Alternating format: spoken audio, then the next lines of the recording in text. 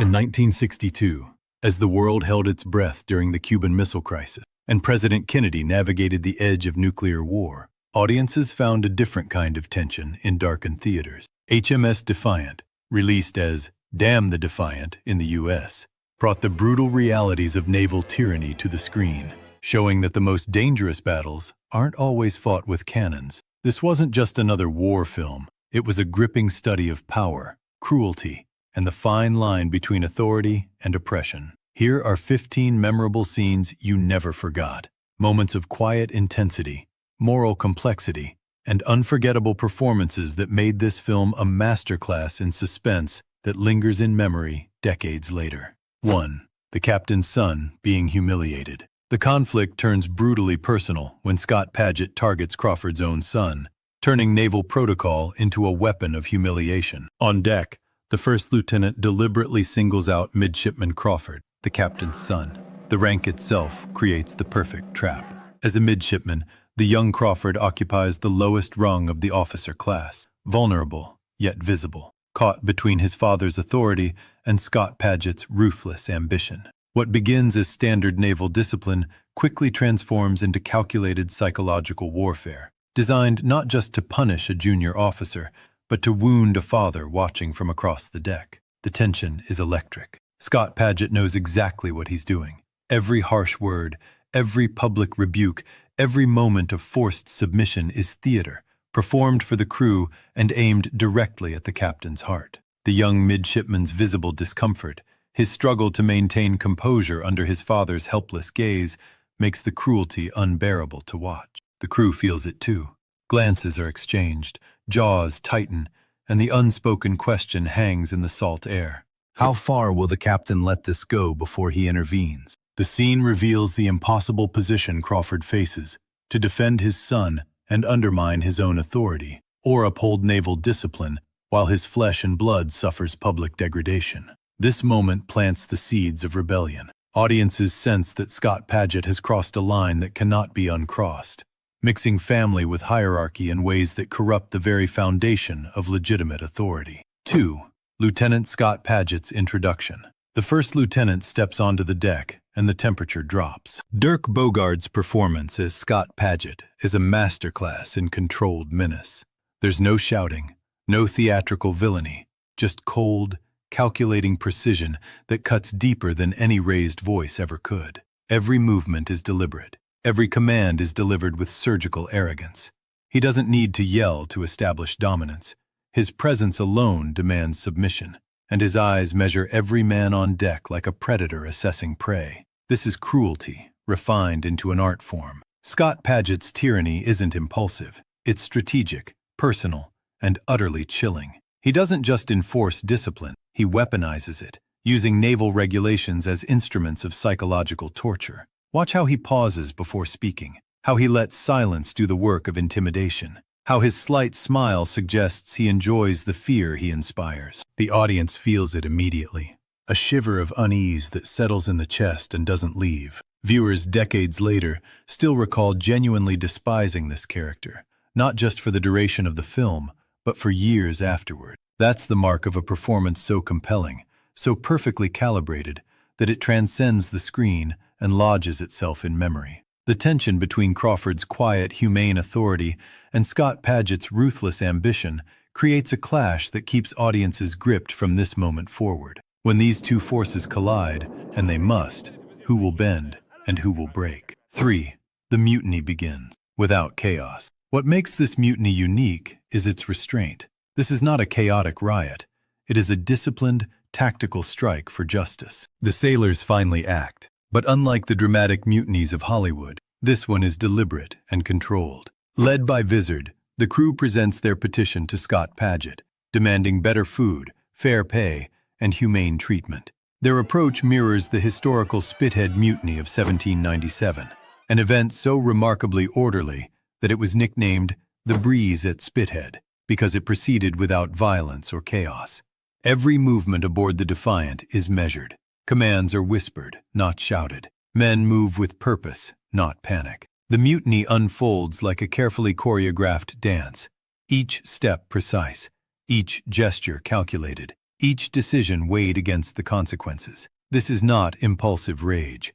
It's the slow, psychological evolution of dissent, building over weeks of injustice, until conscience finally overrides obedience. The tension is unbearable, precisely because it's so controlled. The audience watches men who are terrified but resolute, knowing that one misstep could mean the noose. Scott-Padgett stands before them, confronted not by a mob, but by a wall of quiet determination.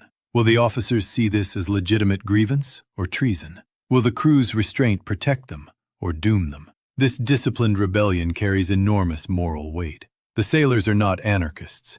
They are men pushed to the breaking point, choosing to stand together rather than suffer alone. History has shown that even the most justified rebellion can end in tragedy, and the crew of the Defiant knows it. 4. Captain Crawford's first appearance on deck. Some viewers remember seeing this film in the dim glow of Sunday matinees, clutching popcorn in theaters where the smell of soda and waxed floors lingered in the air. It was a time when men still read the Sunday paper cover to cover, debated baseball stats with friends, and the country was led by President John F. Kennedy, with the shadow of the Cold War never far away. On deck, Captain Crawford steps forward. Alec Guinness portrays him as a well-meaning but hesitant commander who believes in fairness and humanity. Yet his reluctance to confront his tyrannical first lieutenant creates tension from the start. Crawford has authority, but he's afraid to use it fully against Scott-Padgett.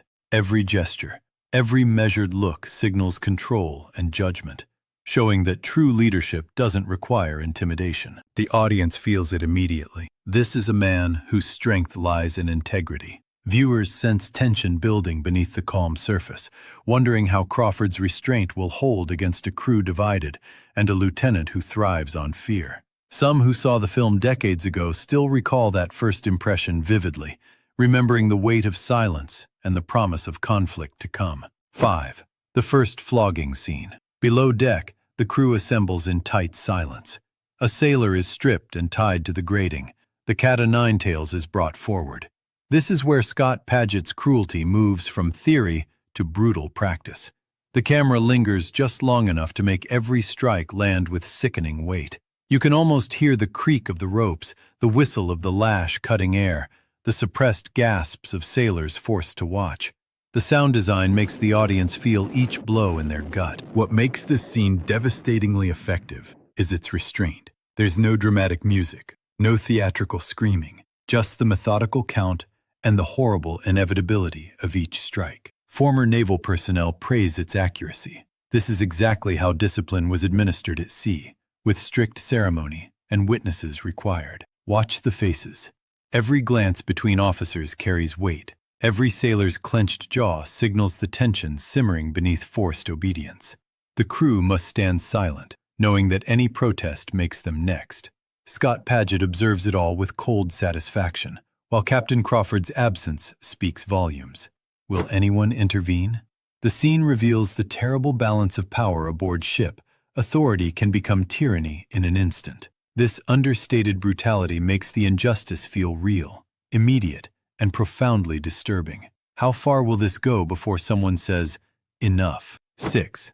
Captain Crawford stops a punishment. On deck, a sailor braces for punishment, the air thick with tension. Captain Crawford steps forward, his hesitation evident, but his conscience won't allow him to ignore the injustice. He quietly halts the flogging, though his reluctance to directly confront Scott-Padgett is visible. The restraint in his gesture contrasts sharply with the rigid adherence to rules expected on a ship of the Royal Navy. This isn't just a clash of rank, it's a clash of worldviews. Crawford isn't just stopping a whip, he's reclaiming the soul of his ship. This action immediately defines Crawford as a leader who values humanity over protocol. The quiet power of this scene lingers long after it ends. Every glance, every pause, and every suppressed murmur among the crew signals the tension simmering beneath the surface. Men who remember films like this often recall the lessons of measured leadership, respect, and integrity, making Crawford's quiet intervention feel as important as any battle fought at sea. 7. Below deck whispered mutiny discussions. Below deck, sailors gather in the shadows, speaking in hushed tones as the weight of authority presses down on them. Led by Vizard, played by Anthony Quayle, the crew drafts a petition demanding better food and fair pay.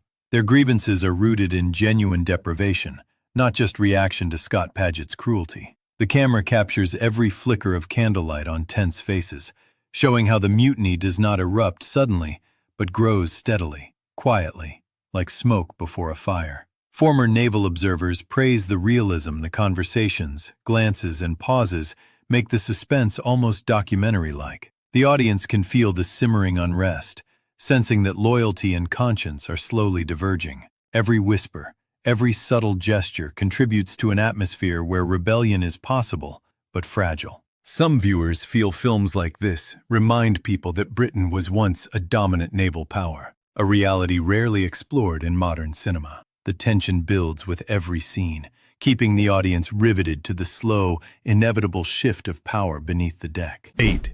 The conflict escalates between officers. As the journey continues, the ideological battle between Crawford and Scott-Padgett intensifies beyond the initial skirmishes. The first lieutenant begins to openly question the captain's decisions, pushing boundaries in ways that test the entire command structure. In the officers' quarters, debates become sharper.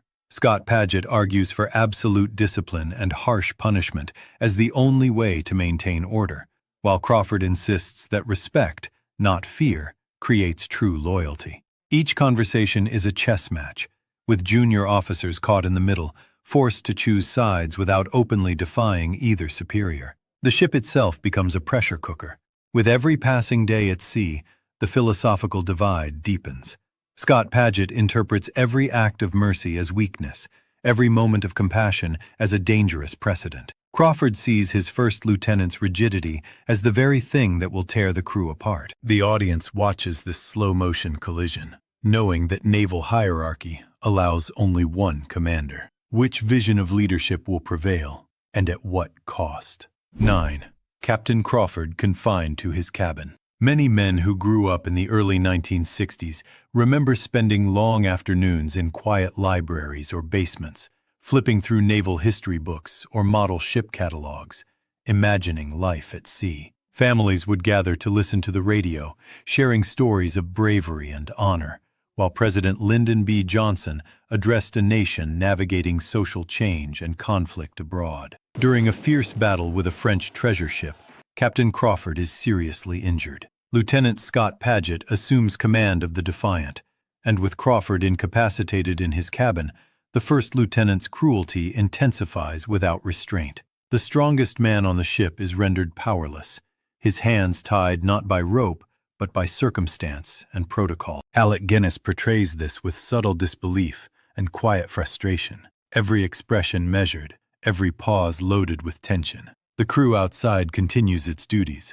unaware of the storm brewing inside each sailor's mind, while the first lieutenant tightens his control over the deck. This scene resonates with viewers who return to it repeatedly, appreciating how the film creates suspense without spectacle. Each frame emphasizes restraint, hierarchy, and psychological tension, showing how even the most capable leader can be sidelined. 10. The crew's moral breaking point. Below deck, the sailors begin to sense a line has been crossed.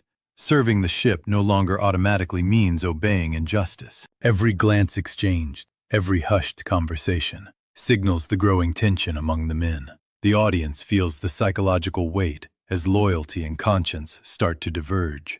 The crew grapples with a moral dilemma: obey the rigid chain of command under Scott-Padgett, or stand with Crawford, whose quiet authority has earned their respect and trust. The tension is slow, simmering, almost unbearable, as viewers sense that the next choice could shift the balance of power on the ship entirely. This moment resonates deeply because it is subtle but profound. Mutiny is not loud or chaotic. It is built in glances, whispers, and inner struggles.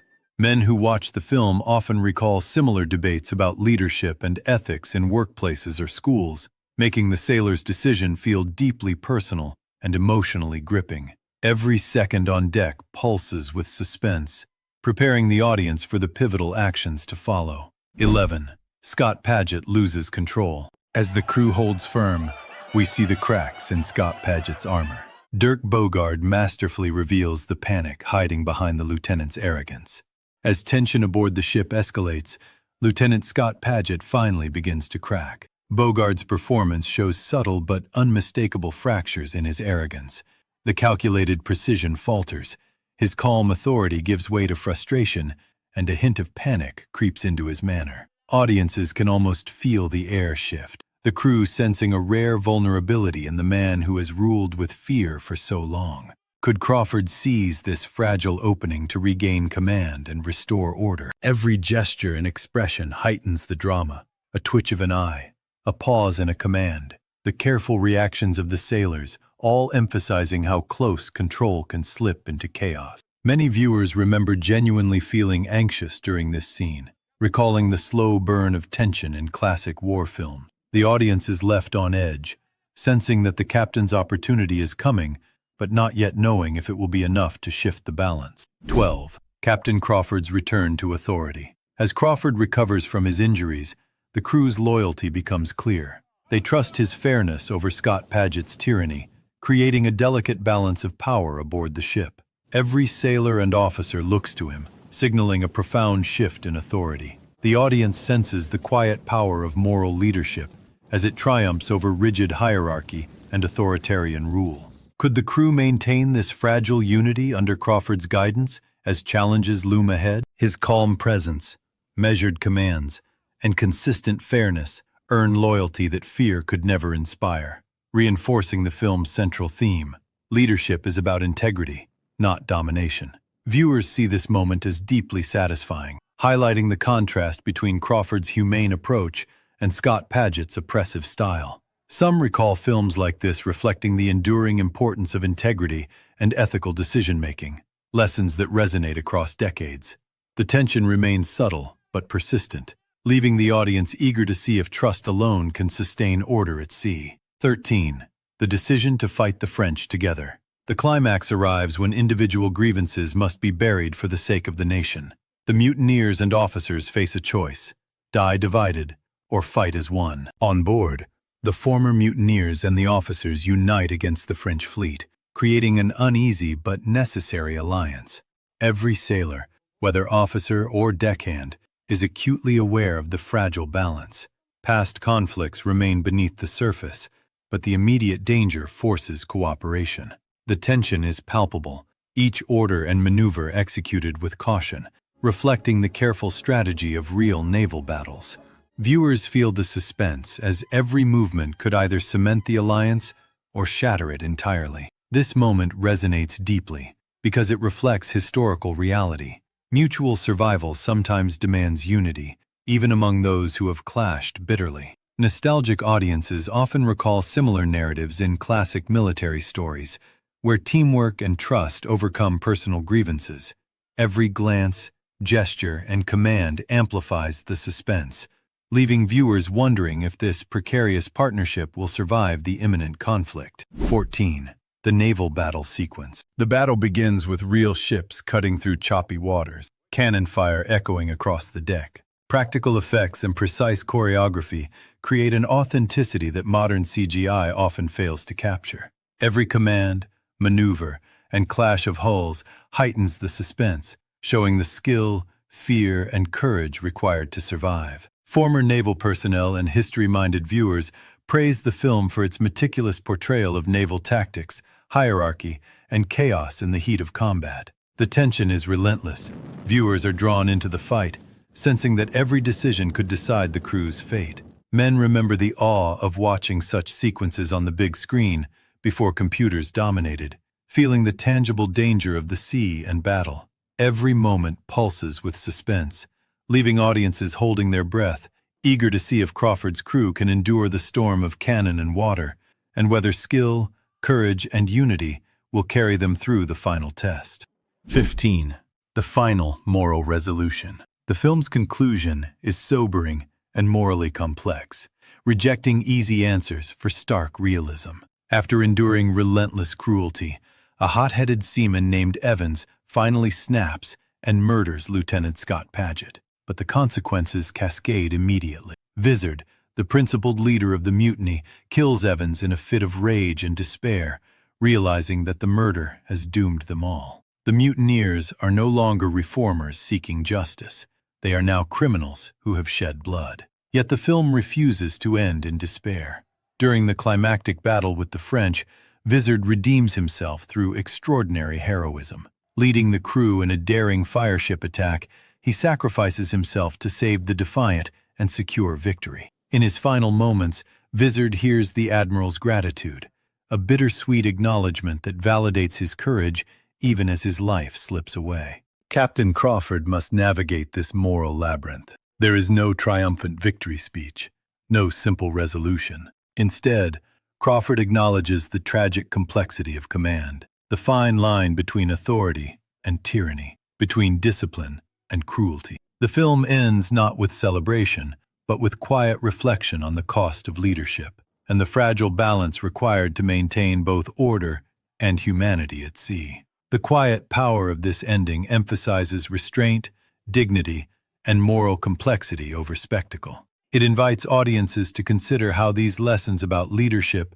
justice, and the cost of standing up to tyranny might shape their own lives long after the film ends. HMS Defiant remains one of the greatest naval war films ever made, delivering unforgettable scenes that showcase the best of 1960s British cinema. From Dirk Bogarde's chilling performance as the tyrannical first lieutenant to Alec Guinness's portrayal of moral leadership under pressure, these classic movie moments define what makes historical war dramas so compelling. Whether you're searching for the best naval battle scenes, exploring films about mutiny and rebellion, or discovering hidden gems from the golden age of cinema, this masterpiece offers timeless lessons about authority, justice, and the cost of standing against cruelty. For fans of classic war movies, epic naval history, and character-driven period dramas, HMS Defiant delivers tension, authenticity, and unforgettable storytelling that continues to resonate with audiences who appreciate cinema at its finest.